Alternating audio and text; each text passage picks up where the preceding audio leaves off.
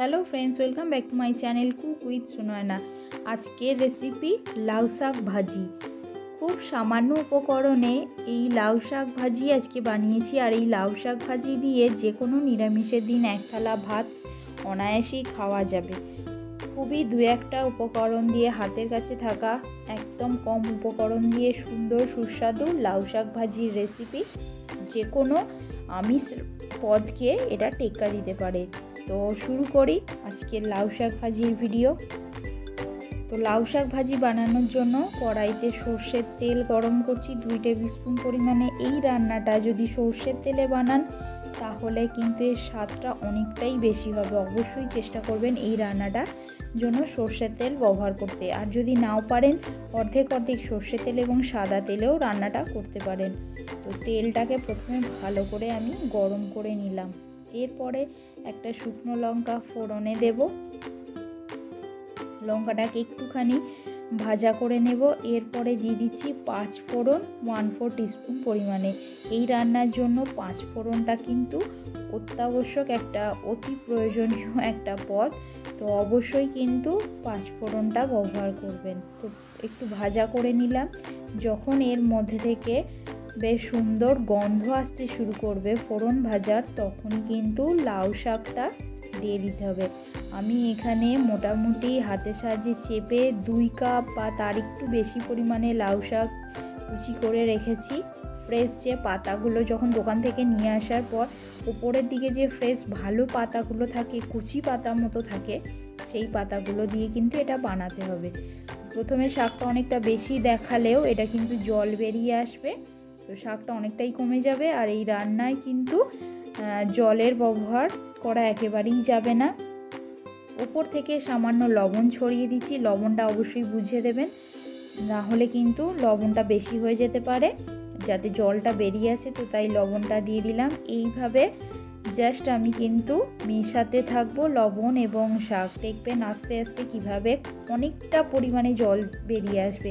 এই শাকের অনেক সময় যেটা করি আমরা, শাক রান্নার সময় শাকটাকে সিদ্ধ করে জলটা ফেলে দিই। সেটা করলে কিন্তু শাকের মধ্যে যে সমস্ত নিউট্রিশনগুলো আছে সেগুলো কিন্তু চলে যায়। তো সেটা না করাই ভালো। এইভাবে যদি রান্না করা হয় অল্প লবণ দিয়ে, যে জলটা যেটা বেরিয়ে আসবে, তো দেখুন কতটা জল বেরিয়ে এলো। তো এই জলটা কিন্তু যখন বেরিয়ে যাবে তখন কিন্তু জলটা ফেলে দিলে শাকের নিউট্রিশনটা চলে যাবে। তো সেই কারণে চেষ্টা করবেন এইভাবেই রান্না করার। জলটা শুকিয়ে নেওয়া পর্যন্ত রান্না করে নিয়েছি। তো দেখুন শাকটা প্রায় ভাজা হয়ে গেছে। আর আমি এখানে 1 মুঠো পরিমাণে চিনেবাদাম, ভাজা চিনেবাদাম রেখেছিলাম শুকনো কলায় ভেজে, আর কিছুটা কাঁচা লঙ্কা সেটাকেও কুচি করে রেখেছিলাম। আপনাদের যদি চিনেবাদাম কাঁচা অবস্থায় থাকে, ভাজা না থাকে, তাহলে আপনারা প্রথমে তেলে ভেজে রেখে সেটাকেও কিন্তু তুলে রেখে ব্যবহার করতে পারেন।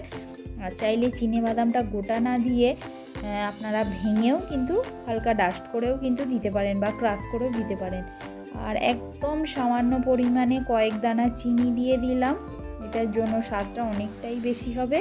আর সব শেষে আমি এখানে কিছুটা কাঁচা সর্ষের তেল ওপর থেকে ছড়িয়ে দিচ্ছি 1 চা চামচ পরিমাণে। যারা অপছন্দ করেন সর্ষের তেলের ঝাঁঝটা বা কাঁচা সর্ষের তেল পছন্দ করেন না, তারা কিন্তু এটা দেবেন না। আর যারা পছন্দ করেন তারা অবশ্যই দিতে পারেন। এটা দিলে এই যে স্বাদটা কিন্তু অনেকটাই বেশি হবে।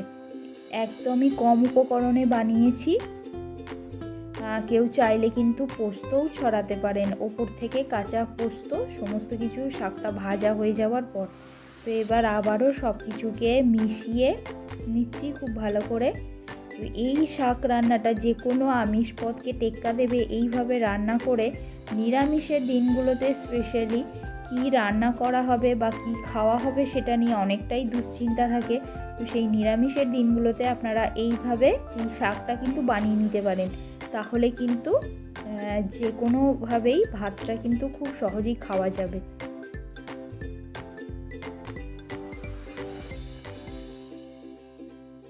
আমার শাক রেডি হয়ে গেছে। গ্যাসের ফ্লেমটা বন্ধ করে দিচ্ছি। এবার আমি একটা প্লেটে সার্ভ করে নেব। তো এইভাবে লাউ শাক ভাজি বানিয়ে সকলের জন্য পরিবেশন করুন গরম গরম ভাতের সঙ্গে। তো আজ এই পর্যন্তই, আবার দেখা হবে আপনাদের সঙ্গে। ততক্ষণের জন্য ভালো থাকুন। নমস্কার।